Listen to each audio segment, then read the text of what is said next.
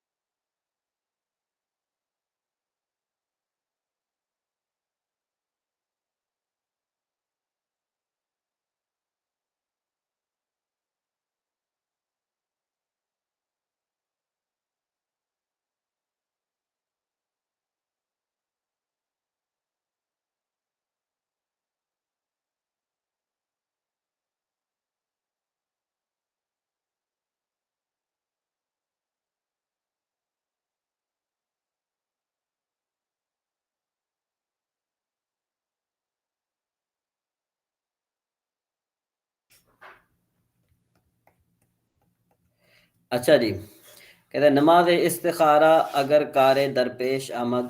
کہ استخارے کی نماز اگر کوئی کام سامنے آئے، سنت است کہ استخارہ کنت، سنت ہے کہ وہ استخارہ کرے، وضو کنت اور وضو کرے، ٹھیک ہے جی، وہ دو گانا نفل نماز گزارت، دو رکعت نفل نماز ادا کرے، و بعد دو گانا حمد خدا خدا و درود و بر پیغمبر علیہ السلام و این دعا و خنت، یعنی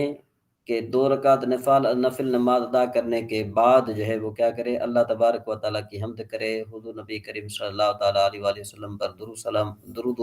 درود پڑھے، پھر یہ دعا پڑھے، اللہم انی استخیرک،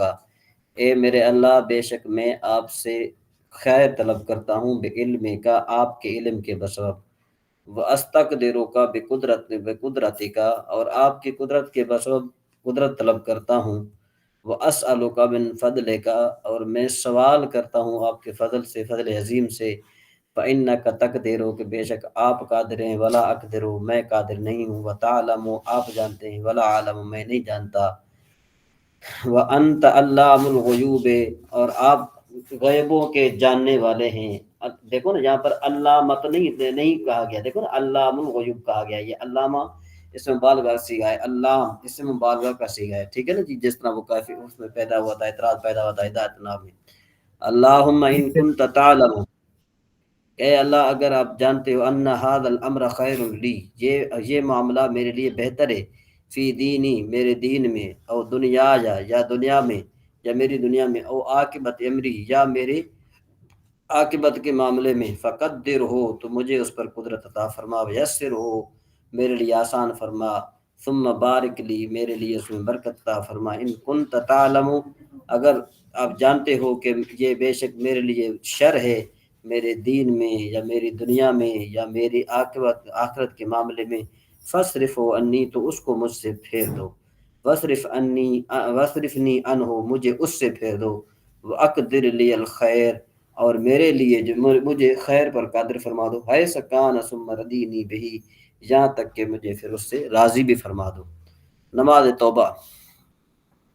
اگر معصیت سردند یا باید کہ زود وضو کند، اگر کسی سے کوئی گناہ سرزد ہو جائے تو جلدی میں جتنا ہو سکے وہ جو اس کو چاہیے کہ وضو کرے اور 2 رکعت نفل نماز پڑھے، وہ استغفار کند اور استغفار کرے، وہ ازاں معصیت توبہ کند اور اس معصیت سے گناہ سے توبہ کرے، وہ بر گزشتہ ندامت کشد کے اور جو گزر گیا اس پر ندامت کا اظہار کرے، وہ آئندہ عزم بکند کے بعض مرتکب آنشم، کہ یہ ارادہ کرے کہ اس کے بعد جو ہے نا وہ اس گناہ کا مرتکب نہیں ہوگا۔ نماز حاجت، اگر اورا حاجت پیش آئد، اگر اس کو کوئی حاجت درپیش ہو، وضو کند وضو کرے، وہ 2 گانا نماز گزارد اور 2 رکعت نفل نماز پڑھے، وہ حمد و صلات پڑھے، این دعا بخواند اور یہ دعا پڑھے،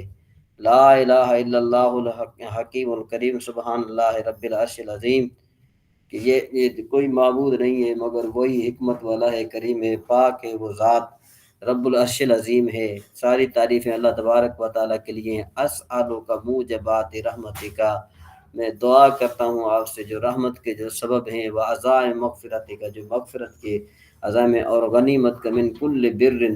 اور جو نعمت کا ہر خشکی کے، والعصمت اور پرہیزگاری کا، من کل ذنب ہر گناہ سے، والسلامت من کل اسم اور سلامتی ہر گناہ سے، لا تدع لی ذنبا الا غفرتہ، کہ میرے لیے کوئی گناہ نہ چھوڑ مگر یہ کہ تو بخش دے، ولا ہمن اور نہیں کوئی ایسا غم، الا فرجتہ کہ یہ کہ اس کو آپ کھول دو، ولا دینن اور یہ نہیں کہ اور نہ کوئی قرض، الا قضیتہ مگر یہ کہ اس کی آپ پورا فرما دے، ولا حاجت من حوائج دنیا اور نہیں جو ہے نا کہ کوئی ایسی